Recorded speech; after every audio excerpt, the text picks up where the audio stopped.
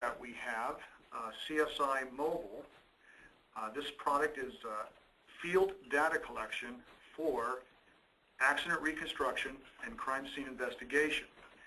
It has a particular focus on car accidents where this form of work is done by all large municipality police departments, as well as many smaller county sheriff departments and smaller cities around the country. I would like to point out that this is actually a good market to be in, perhaps in these economic times, in that it is all about surveying, mapping, and making reports on car accidents, which continue at the same pace basically in any economic climate. Furthermore, it's a government-based market, and there is substantial funding going into police departments around the country, some of which could be used for the accident reconstruction divisions. Another point I'd make to some of the dealers who may be listening in is that when you move a product like CSI Mobile, it tends to involve moving a total station. In fact, I can state this. This is a new product, and every single sale we've done so far has involved a total station sale with it. And so far, the manufacturers we've worked with, the brands of total stations that have been sold with CSI Mobile have been either Sakia or Leica, just as an aside. Now, let's talk about CSI Mobile and its applications. I'm starting here in the upper right of the screen with a real-world example. In this case, this was measured out by the Cincinnati Police Department, who has CSI Mobile. And this is an actual street scene involving two cars. And in this case, what they surveyed was the main road where the accident occurred, including the center line, edge of pavement, even the individual stripes on the road as reference. And they surveyed both cars and an undamaged car. Both cars involved in the accident were severely damaged. As you can see, this first car basically wrapped around a tree, and they surveyed the perimeter of the car and the tire tracks, the skid marks, prior to the accident. Another car further down was also badly damaged, wrapping around a tree or pole. And you can see the approach taken in this case was to survey every single point in the perimeter of the car. That's one technique. And then for reference, here is a car surveyed in an undamaged form. So we're going to talk about some of the features here in CSI Mobile that accomplish this. Before I go too far, I want to point out the actual structure of the program. If I exit back to the main menu, I want to distinguish the difference between CSI Mobile and our flagship data collection product, CERV-CE. CSI Mobile has no tab buttons up top that lead you to different menus. CERV-CE has 5 tabs along the top, 10 menu items typically per tab, exposing you to 50 menu options from the get-go. For greater simplicity, CSI Mobile has no tabs up here, no menu options. You just live in one menu screen. So in effect, it only has 2 worlds.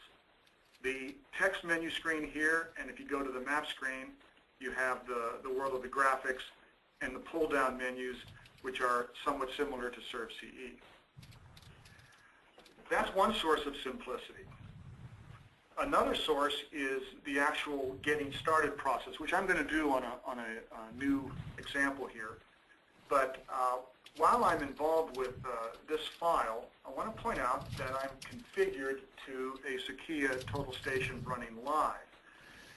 One difference in ServCE and CSI Mobile is that you don't see the total station configuration button on the main screen. What we've done is you go into the configure option, and then within that we've made this total station icon be your total station configuration option. So when you click that, you can see that I've selected the Sakia SRX series. And just for some exposure to those who want to see how some total stations are configured, you pretty much work your way left to right across these tab buttons. Right now, even though I'm running on a PC, I'm actually Bluetooth connected to the RC unit of the Sakia SRX total station. That's the actual unit that holds the prism, and I'm connected to it by Bluetooth. You can go over to settings and you can set it to rapid or fine mode, some options there.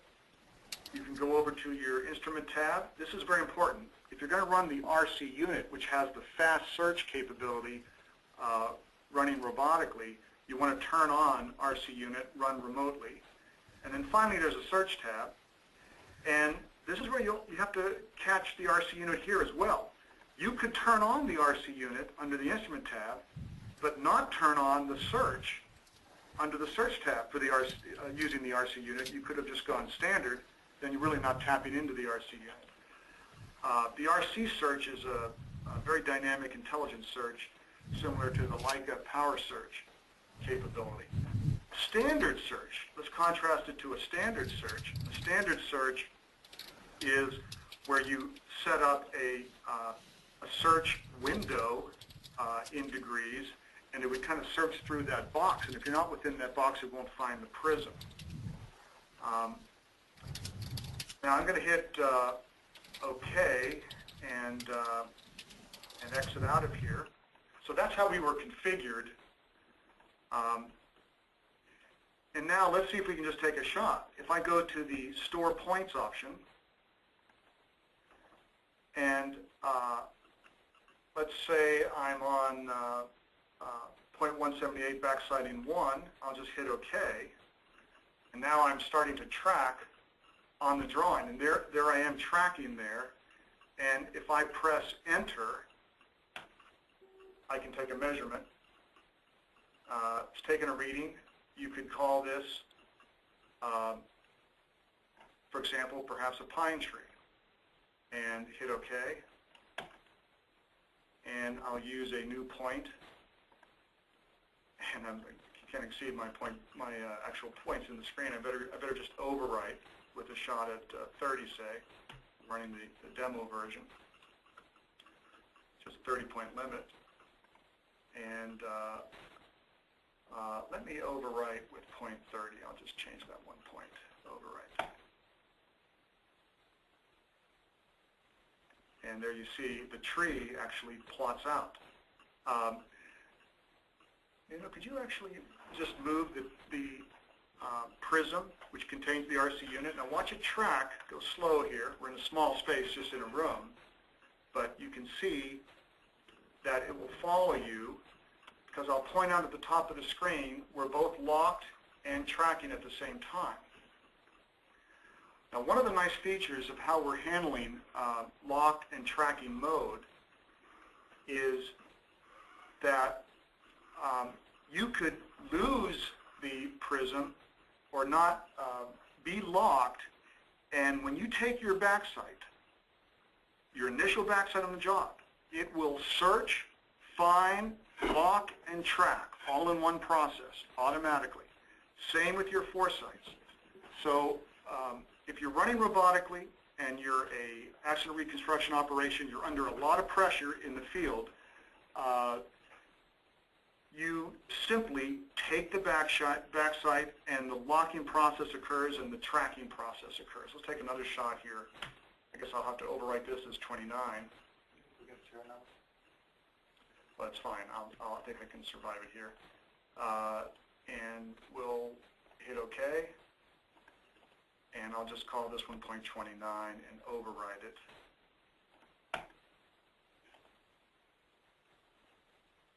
And there's right in the middle of the road, we've surveyed some pine trees out. But I wanted to point out that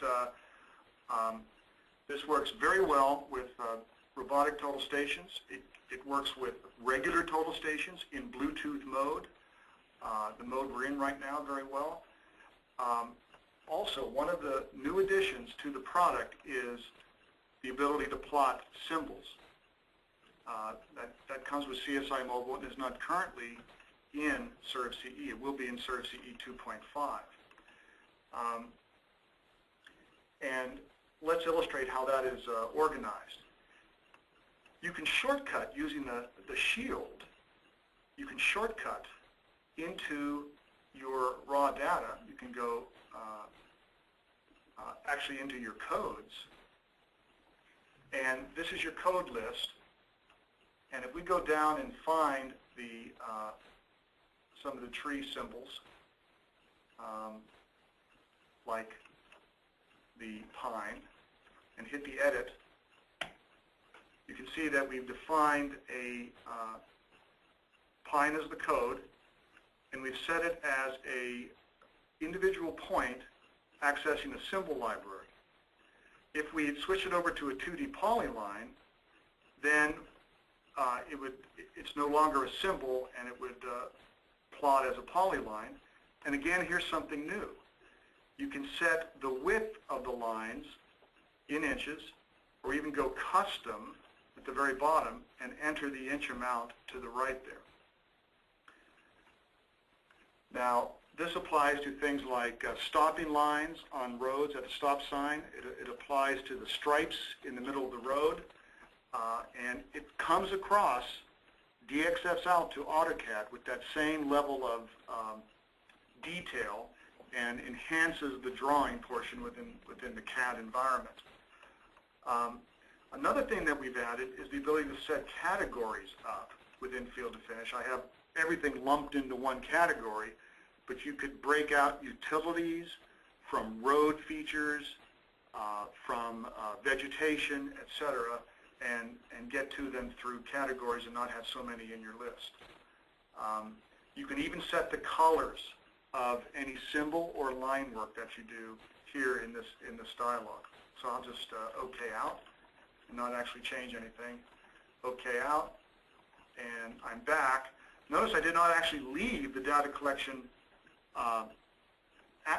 field active screen. I just went sideways into the code list using the shield. This also lets you look at your points and review them. It also lets you view your raw data. And this is a very important one too. The Reconnect is another option available in the shield that has been added. This applies to where you lose your Bluetooth if you're running through Bluetooth methods cable-free. You can quickly reconnect by clicking this button. Okay, now I'd like to illustrate a new job here. Oh, before I go any further, watch how if I zoom in on some of these items, you can see how the let's go and zoom previous. You can see how it actually has the width of the road. See, it's going to always zoom to where you're located. So the best way to overcome the auto zooming effect of active data collection is go into the globe here, and now you're in the graph mode. And then if you zoom in here, you can see that the center line and the stripes are given a thicker width versus the edge of pavement, and versus the skid lines here. Okay.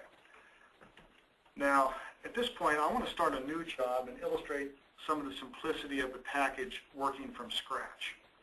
I also want to illustrate how we actually drew these cars out with a minimum of field shots. Okay, we're going to go back to the main screen. I'm actively collecting data again, but now I'm going to switch out to a manual total station mode. To do that, I'll exit the data collection screen. I was in store points. I'm going to drop into configure, and I'm going to go to the total station icon and switch over to manual total station. It's right on top.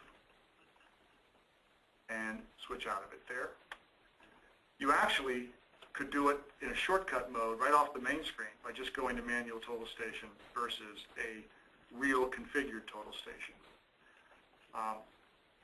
Currently, CSI Mobile is designed only for total stations.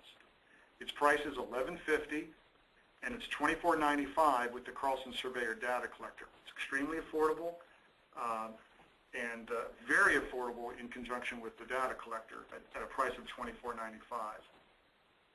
Okay, let's start a new job and experience the simplicity of the package running manual total station.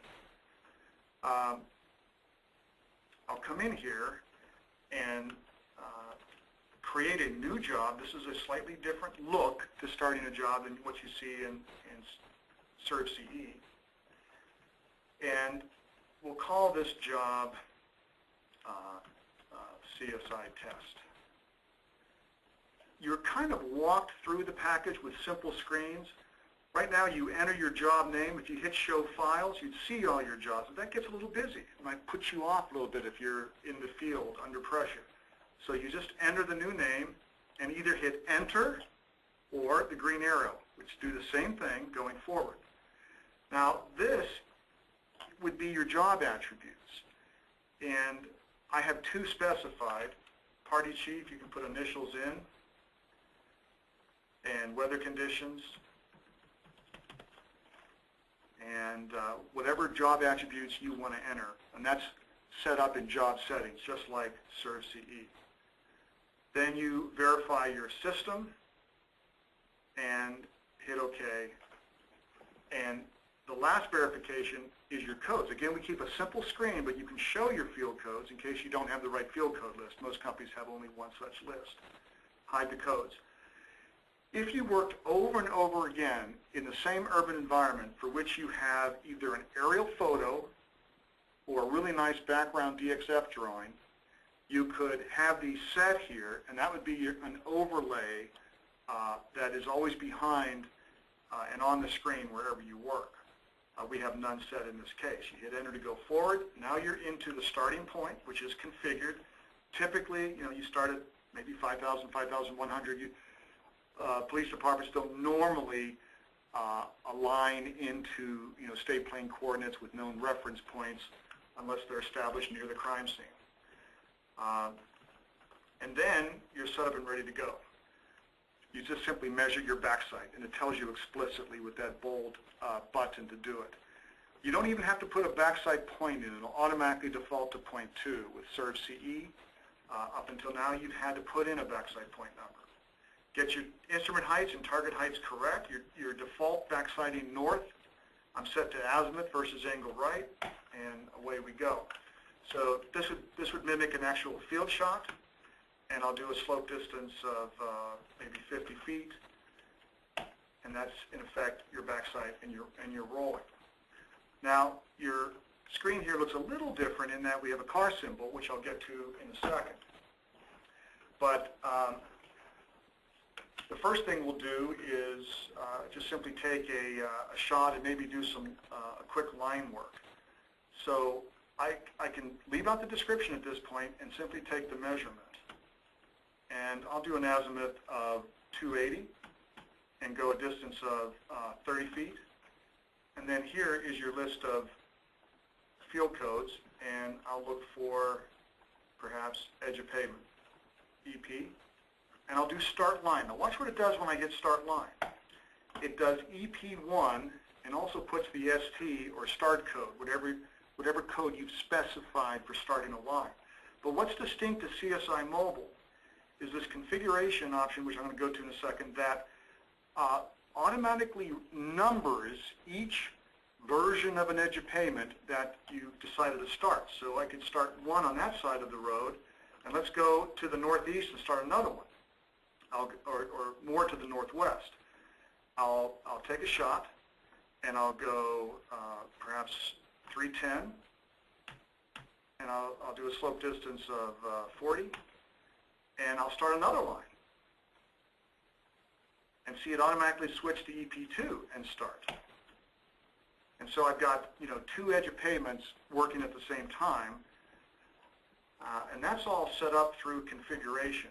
I'll show you the option.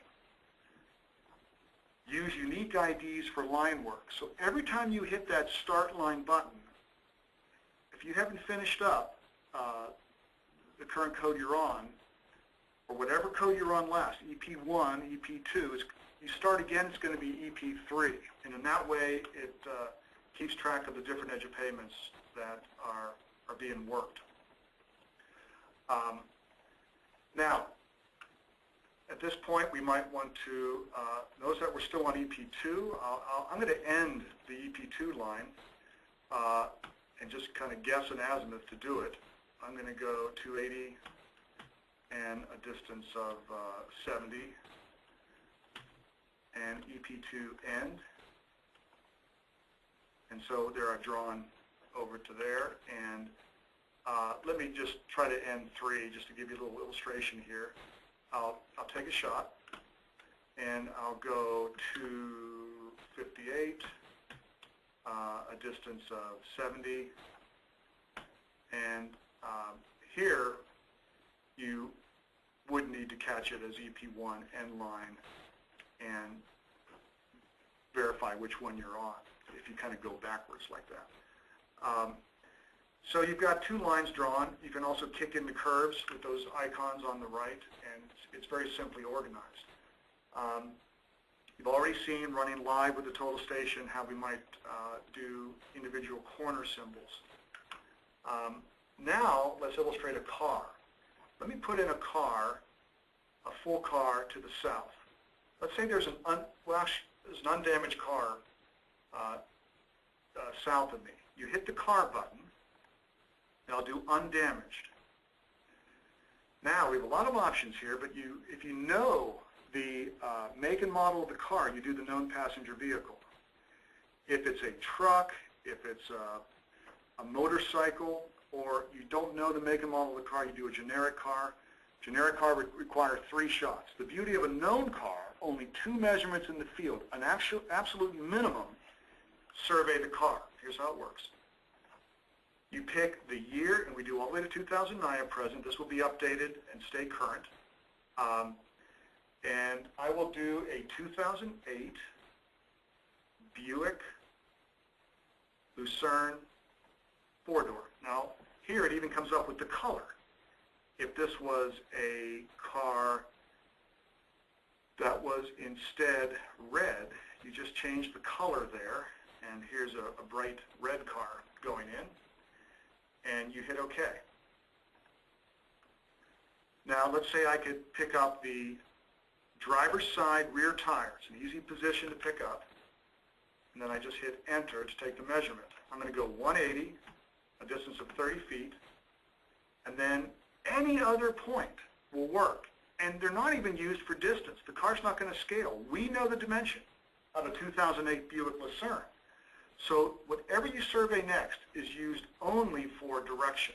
So you could pick a point along the car, and that would be a point for direction. An obvious point if you've got the back tire would be the front tire. And I'll take the shot, and I'll also go 180. Well, let's actually twist it. We'll go 200 and a distance of, what did I do last time?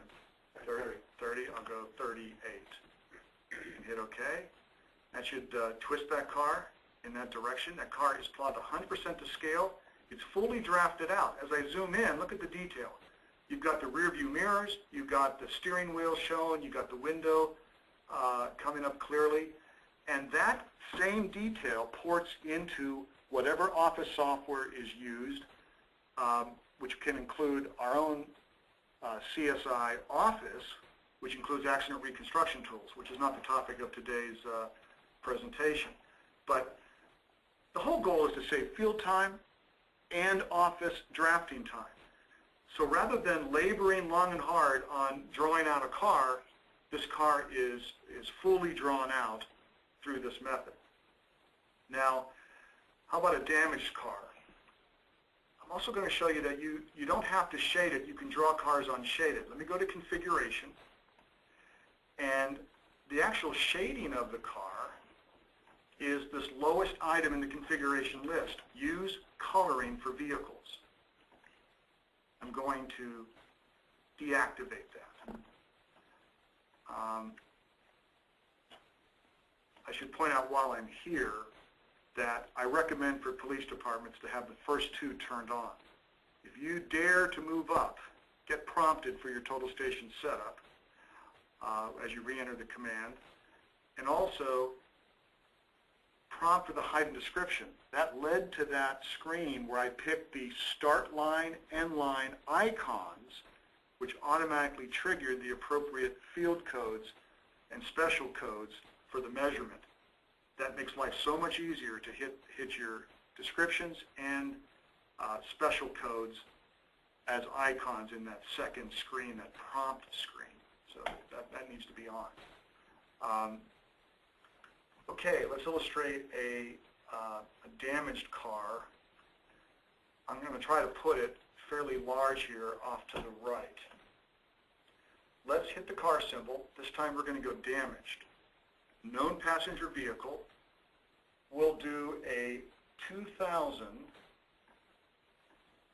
nice American car, Ford Explorer.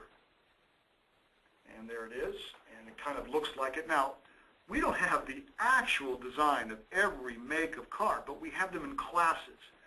We have convertibles, VW Bugs, minis, sedans, SUVs. So this picks up a classic SUV look, and it kind of does look like a Ford Explorer. Eventually, we might get even more detail than what we have, but we have about, I don't know, 8 different classes of vehicles right now that we assign the various makes and models to. So you continue on with the OK, and there's that same screen with a little bit different function as you got to see. We'll take our first shot, and we'll go 90, slope distance of 20. We're going to go off to the right. And then we'll take our next shot on the tire again, 90, and we'll go 28. Now we'll take shots that involve the damage. I'll show you how it works. We hit enter, and we'll do this next shot at 92 azimuth and a distance of 30. See, that little mark, that little damage point comes up. So this was a driver's side to the left impact. Let's hit enter for another shot. See, with an undamaged vehicle, the moment you take 2 shots, it draws the vehicle complete. With a damaged vehicle, it waits for you to terminate the process. So I take my second damage shot at 93 degrees, 31 feet, and another damage point comes out on the screen. And I'll take my third and last damage shot at 94 degrees, 31.5 feet, and the last point comes out. At this point, one of the methods to exit is just hit the car icon again and press S if you have completed. I have completed. And you're actually zoomed in on the actual plot the whole time. That was interesting. It sort of morphed from the schematic into the actual plot. This is effective in a demo if you make it plot in the easterly direction, then it kind of matches the original schematic screen, which is what I did on purpose. Now the way it draws it is your first shot of damage was 11. It goes perpendicular out to the body of the vehicle from there. Picks up your additional shots and goes perpendicular out again. If your entire front was damaged, just shoot all the way around the front, and then it'll come out on the other side based on your last shot. If there were a couple points of damage, then you might just want to survey the whole perimeter of the car, like the Cincinnati police did in that opening example. Okay. Now, you can see there's also some redrafting of the vehicle based on this damage, a little shifting based on some assumed changes in the body of the vehicle here. So that's the concept of a damaged vehicle. While I'm here, I want to point out a couple additional automatic aspects. Let's talk about these vehicles first. If I click on a vehicle away from its point, see, there's 7 and 8. If I click up here, you get into a screen where it tells you that it was a sedan, and if you click the icon in the upper part of the screen there, you actually see the vehicle information. This also is available to you in the accident report that I'll get to in a little bit. So that's everything about the vehicle from the standard vehicle information charts.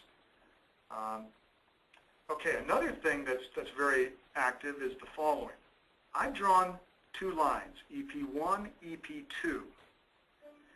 If I go ahead and click on that line away from the endpoints, like I click on the line here, you have the ability to extend the line without having to resurvey point 6, and I can simply hit extend line, and now I'm active on that point. This is a new feature. It's time-saving. It's graphical. So and notice the cleverness of the program has detected that as EP1, and that becomes your default field code. So I can take another measurement and do an azimuth of 260, a slope distance of 80 feet, and get an additional point. And it's also EP1. And so it has continued on.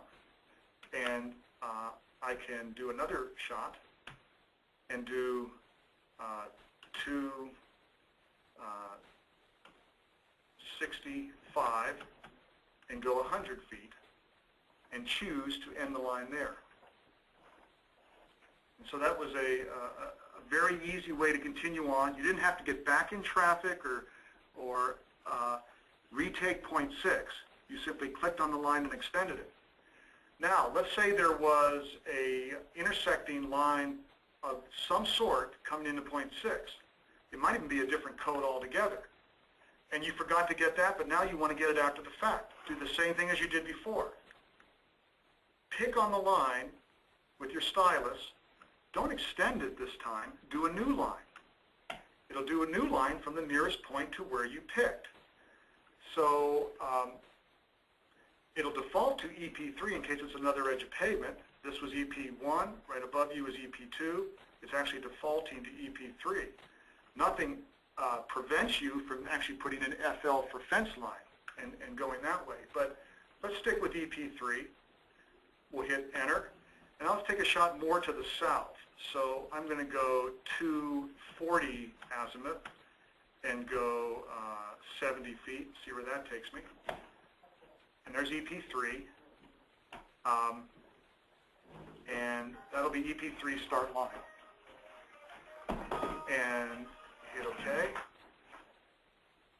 And there, you see that line's started off, and I can take another shot. This time I'll go just 200 and 150 feet, and I'll end that line. So in no time at all, you've added to the drawing, but you've minimized the number of field shots through this clever pick the line and work from it. And if you pick too close to a point, you go into point details. So you don't get the line option, the line details option. But here, you have a new option to remeasure the point. So this is another very simplistic way to retake a shot. If I remeasure point 5, keep the same code, Let's take it out to 290 and a lot farther to 110 feet and hit OK. And see how it redraws out to that new point. Again, minimizing you getting back into traffic, and it's simple to use when you're under pressure doing these, sometimes fatal accident reconstructions, where the detail is important and time's of the essence. Let me also point something else out. Let's click on point 6 and see what's changed there. Look at the code. The program kept the EP1 because 6 is online on the EP1 line. It's one of several points representing line EP1, but then it had a space and appended EP3, and then used the ST code to start that line. So all that occurred automatically. What was 6 EP1 space N line is now just EP1. It's a point on line on that stretch. So that is another new aspect of it. Now let's talk about the move up. I've been told by some police departments, they just do one setup, they get in and out, and only in about 5% of cases, 1 out of 20 surveys, do they actually move up. But the M represents move up. It's a pretty obvious command, and it's done very simply. If I hit M for move, it talks you through the process. Measure to next setup. All right. And I will do an azimuth of 90, and I'll go out 100 feet to my next setup. Then it actually tells you what to do. Move to the new point physically, set up your total station, click continue when you're ready. So we're going to do that. It has your defaulted new positions, and it says measure to previous setup. Kind of grips you in the process. So the backside to the previous setup is at a 270. I went 100 feet, I believe. It's completed successfully. Had I entered 110 feet, I'd have a 10-foot error detected, or a difference, a delta difference of the foresight and backside. You get a little warning, but you could still continue. And there I am on my new setup, and my backside showing, and I'm ready to take more shots. Another simplified improvement is the O for offset. Now you kind of see the meaning of all these options. M for move up, O for offset, we've been to C for configure. S is a store the shot, no different than hitting enter on the keyboard. Let's try O and watch the difference here. Let's say there's a tree, a pine tree to our north, or a deciduous tree, whatever. We just chose the tree symbol to illustrate the offset. Your first thing to do is read the distance opposite what you're offsetting, and that's why we show the prism pole to one side of the tree. So we'll take the shot. I'm going to tell it it's a pine. Read the distance. And we're going to go azimuth of 0, a distance of 40. Now it's moved over and it says read the angle to the center of whatever you're offsetting. And we'll do that. And I'll say it's an azimuth of 2 degrees and hit OK. And then store it, where you can change your code at this point. And I'll hit OK. And then if you're done, no more offsets, you back arrow, and there is, slightly off of due north, our tree, because my angle was azimuth of 2 degrees. But the coaching of that is, again, simplified for the law enforcement field of use versus the everyday surveyor in a consulting firm or survey company. All right.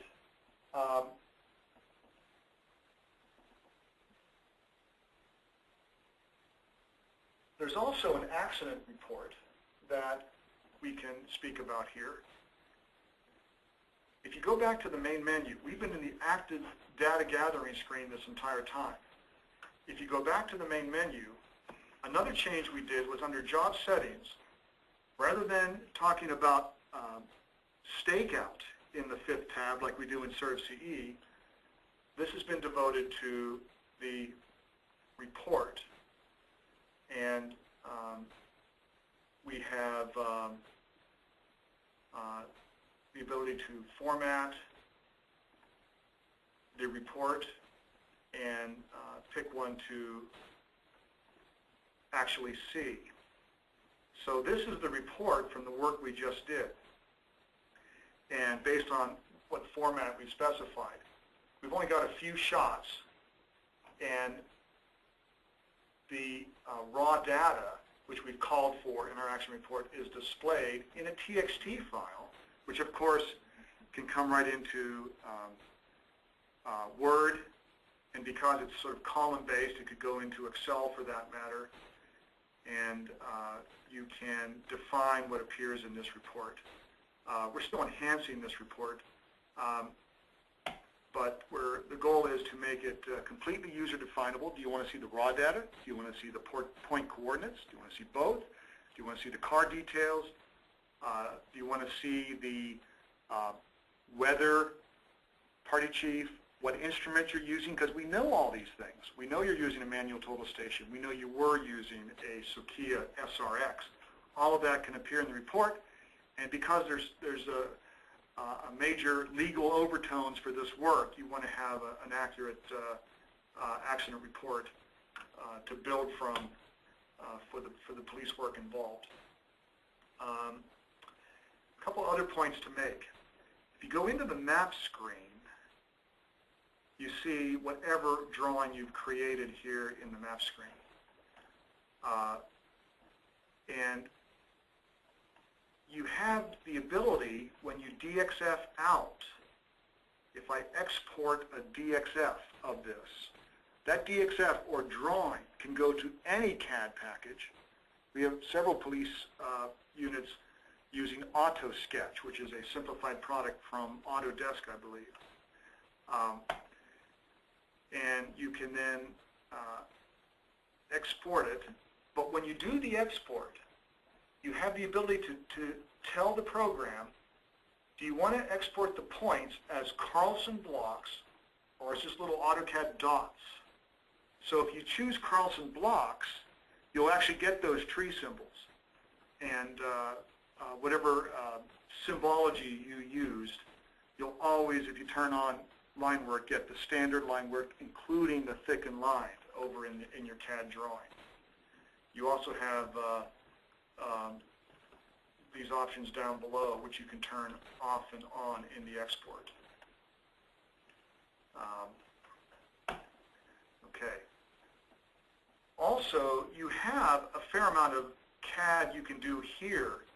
For example, if you had a sidewalk exactly 8 feet behind edge of pavement, you could go to Draw, Offset, and do a 2D offset, distance of 8 feet, select this polyline, and pick the side to offset. And if it was 4 feet wide, just repeat the command, select this polyline, and pick the side to offset. So you have the actual officers can actually do some field CAD work, if that's appropriate, to further enhance the drawing.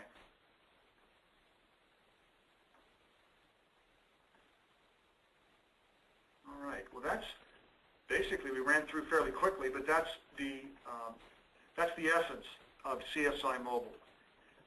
It's excellent for sheriff's departments, city police departments who have an accident reconstruction division or a crime scene investigation division. It works with virtually all total stations manufactured today, handles them wirelessly through Bluetooth if they have Bluetooth capability, and runs robotically for those police departments looking for the one-man field crew. You can run something like the SRX from Sukia, as we're running today, or a Leica robotic, even a geodometer, Trimble 5600 robotic, Topcon robots. All of those work with CSI Mobile. And with that, I'll close the meeting. Nuno, is there any questions I need to address? There was a couple of questions about formulas in CSI Mobile. So we're going to have any kind of expanded formula like we see in the CSI Office software. We were going to reserve the high-end calculations to CSI Office. Now, what's referred to there, let's go back and load the select existing job, load this 62 East Mitchell. All right. And, oh, I should point out, this is something new. Yeah, you're walked through the startup every day, but you can shortcut to your main menu with this shortcut button up top. So I'm going to shortcut in. And that's the RC unit getting low on battery. Very real time here. And here's our vehicles. By the way, why is this vehicle not showing shading now?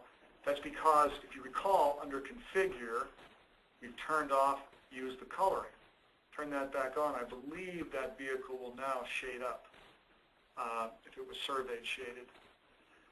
Now, one of the things referred to in terms of calculation is the length of skid lines. There's an entire science here that we cover in our accident tools in CSI Office that, given the vehicle weight and its physics, the length of the skid marks is an indication of the loss of velocity. So, in combination with the amount of crush, which is not well defined if it's a side impact, but is very well defined if it's a frontal impact. If you measure the crush of the frontal impact, you might determine that the vehicle slowed down on impact by 22 miles per hour. So it was going 22 miles per hour at impact with the pole or tree. There's a whole science for this based on 1 point or 2, 3, 4, 6 point impacts. Then you would determine that the skid marks were responsible for another 45 mile per hour velocity loss. So if you had 45 and 22, you could determine that at the point where the skid marks began, the vehicle was going 67 miles per hour. If this was a 55 mile per hour zone, there could be some culpability in terms of that driver. And that's part of what's involved in the Office calculation side. We do not plan to have that in CSI Mobile. However, we do plan to detect a variety of descriptions for skid lines. For example, I think we have in our field to finish the skid. Let's see if we do in here skid. Mine starts with SK or something. There it is. We have SM, skid mark. You'll be able to define as a special code what code represents a skid mark, all right? And then we will compute the longest distance of the skid marks, and that'll show up in your report, which can then naturally feed into your Office accident reconstruction calculations. So we will have that level of automation. Any other questions there we should look at? Also, about different symbols. We have the ability of load a train symbol or... Good question. Let's go and take a look at our symbols. Feature code list. Let's go and say we wanted to add one. And let's say I wanted to add a fire hydrant. And I go set symbol. You have, various, generic cars, motorcycles. You can have the motorcycles on their side. That might be more common in an accident. I should have pointed out that our cars can be the same way. For a generic car, you can have it on its side. Normally it's a top-down look. It could flip over, and it could be a bottom-up look with the tires up top. We have all of this built into CSI Mobile. Switching entire families of symbols, we can bring in a variety of trees, page after page of trees. That could be a palm tree right there. We can go to 2 different libraries of points. Here's page after page of points, and we even have street signs. If you set the symbol to the category of sign, we can add to these later, but here's two-way traffic, accident ahead, that's for sure. We even have inlets inherited from our hydrology module, but here applied effectively to accident reconstruction. So, and this raises an interesting point. We want to make this a very public product where we will have a website for departments to download libraries and symbols from and upload to. So it can be sort of a communal website so people can collectively share symbols if they choose to do so among different police departments around the country. That should be very effective, rather than us trying to invent ourselves every symbol imaginable. So yes, we have a wide variety of symbols to choose from.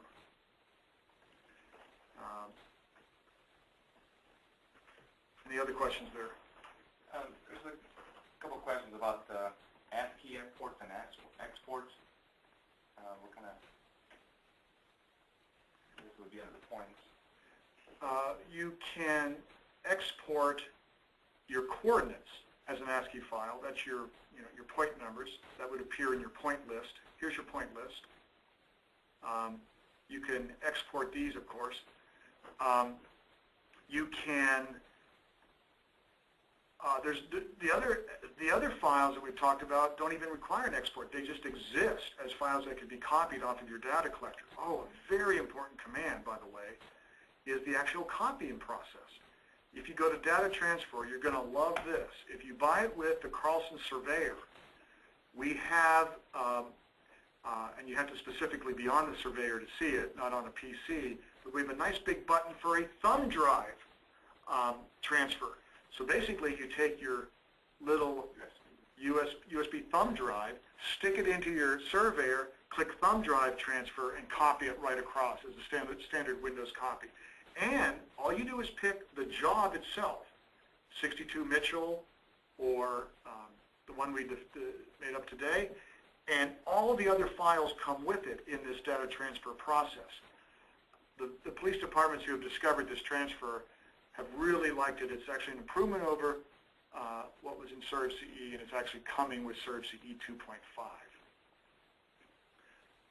Well, this takes us just before noon, gives you a little time to have your lunch break, as well as take in the seminar, the webinar. We appreciate your participation in this, and we'll see you next time. Thanks very much.